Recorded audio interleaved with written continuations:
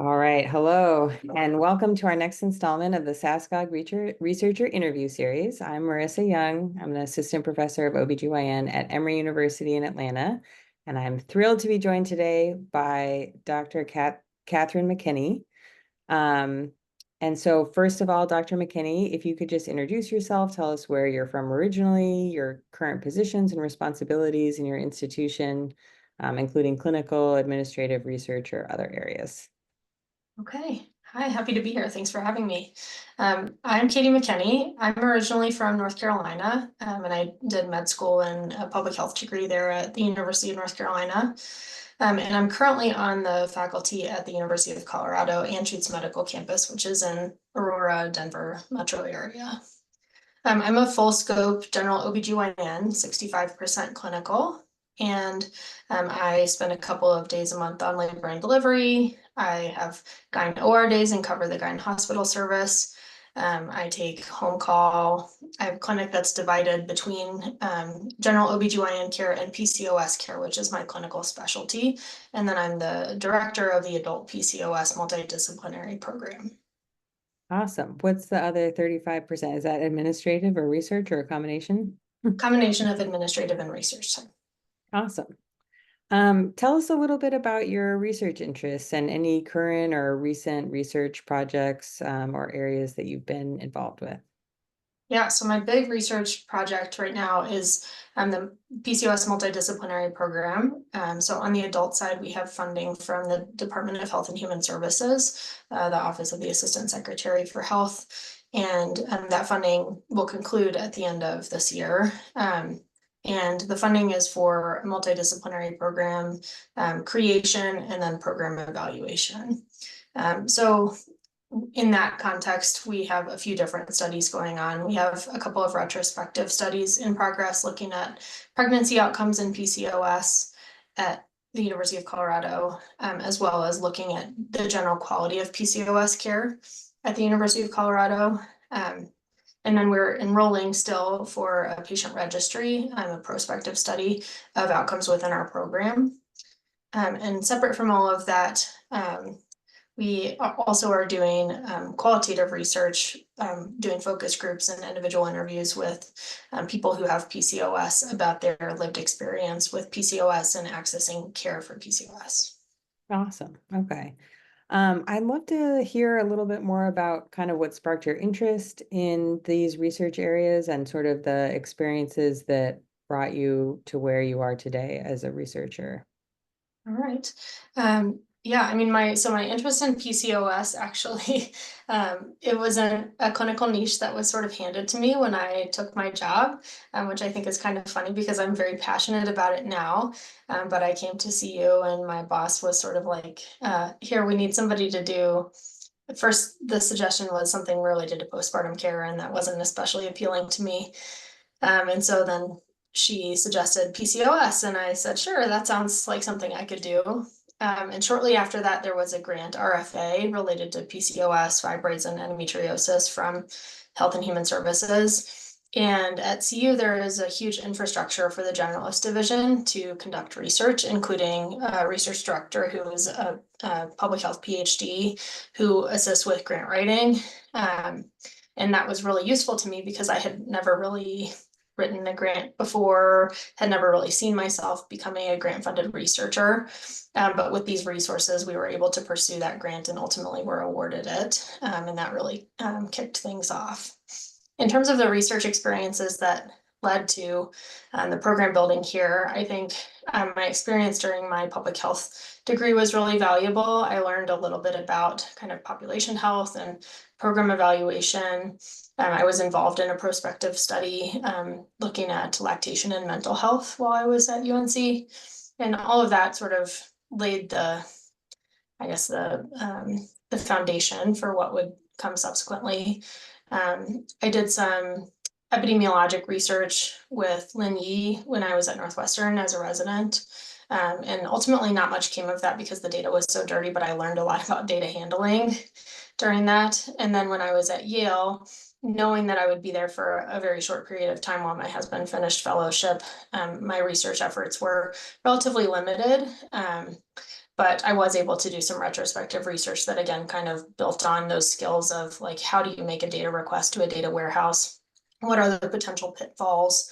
How long do the various steps in the process take, IRB, writing, et cetera, and learned a little bit from that. And then while I was at Yale, I was also able to get involved with a research group that a colleague invited me to, which is a group of neonatologists and maternal fetal medicine docs who are using a big national database to look at maternal and neonatal questions. And I very much was sort of originally a junior member, kind of a back burner gynecology consultant for that group. But I learned a lot about epidemiologic research and research design from being in that group, and have brought all of that to my current work. That is awesome. I love so many things that you said in there that I think are really sort of universal. So from kind of like being open to the vagaries of life and like what life gives you. And that's, I think a lot of people I know in research are like, yeah, I didn't set out with like, when I was 6 years old, like having an interest in this area, but it sort of, it came out and I was open to it. And then that I got developed.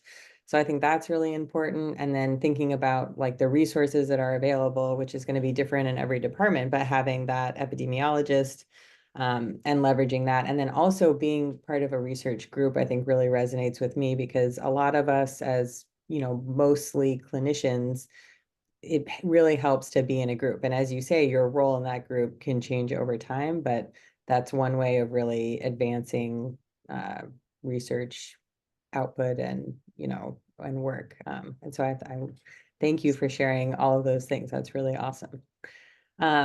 So kind of on that point, being an academic specialist in OBGYN, kind of integrating research into your career with a clinical career can be challenging.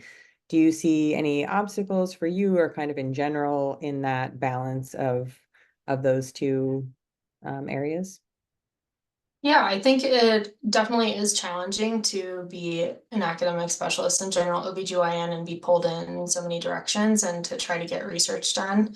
I think that for me, the biggest barrier to considering myself a physician scientist or wanting to really have a research focused path was that idea that I needed a K award and needed to be 75% protected for X number of years, which as an academic specialist, I was worried that I was going to have to give up something clinically. I would either have to give up labor and delivery, or I would have to give up gyne majors, and I really like doing all of that stuff, and I think I'm good enough at it that I should keep doing it. And so I really did not want to pursue that path. And I think that's true for a lot of academic generalists who want to do research. They really chose being a generalist because they like the whole job. And so the idea that they would have to sacrifice a part of it is not palatable. But I've learned a lot about all these different grant mechanisms that don't require the K to R path. And sometimes the applications are a little bit more nuanced, or the university infrastructure may not be as familiar with them because they're not the standard NIH path. But I think the biggest thing that I have been able to leverage here at CU has been just having a huge team doing team science, right? So having a team that can help with how do I write a grant, because I don't have time to like figure it all out. I need someone to kind of lay it out for me. How do I get IRBs done? Having a team to help with troubleshooting that is helpful. Having a team who can do the data handling and data analysis is really useful. And even if it's just a little bit of help, it can be a big leg up, and help on the front end can really prevent regrets on the back end. And I've definitely learned that through lots of experience with data handling. And then I think just saying yes to small opportunities is a good way to get your foot in the door of a team. And I think we are all very dismissive of our clinical expertise being useful in the research world. But it turns out for a lot of people who are doing women's health research, they're not clinicians. and just the clinical perspective about what the reality of clinical care is like, for doing especially retrospective clinical research can be really useful. Ah, I love that. You're really highlighting things that resonate a lot with me. That's awesome. So final question. I think obviously I'm biased, but I think that the field of, to your point about our clinical expertise being very important, to have that in mind as research is being designed and carried out to make sure it's ultimately something that's going to be useful for patients. The field of general obstetrics and gynecology, I think, would benefit from having more physicians engaged in research to advance the evidence base, for women's health. And, you know, what advice would you give to other OBGYNs who are considering getting involved in research or pushing forward research in their careers?